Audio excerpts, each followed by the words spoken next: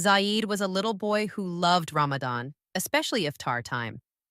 Every evening, he would sit with his family, waiting for the call to prayer so he could finally break his fast with a juicy date. One evening, just before iftar, Zaid's mother gave him a plate of dates. But one date looked different. It sparkled under the light. Curious, Zaid picked it up.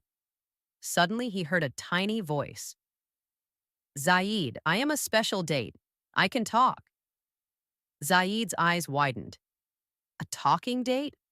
That's amazing, he whispered. The date chuckled. I am here to teach you something important about Ramadan. But first, tell me, what's the hardest part about fasting? Zaid thought for a moment. Hmm, maybe waiting for iftar when I'm really hungry.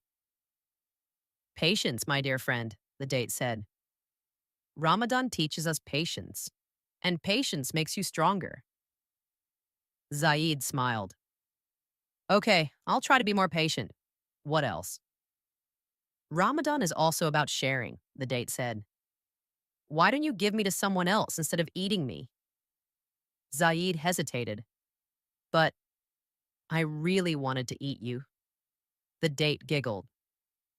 True kindness is when you give, even when you want to keep something for yourself.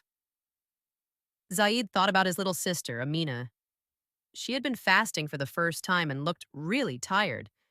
So he took the special date and gave it to her. Here, Amina, you can have this one, he said. Amina's face lit up. Really? Thank you, Zaid.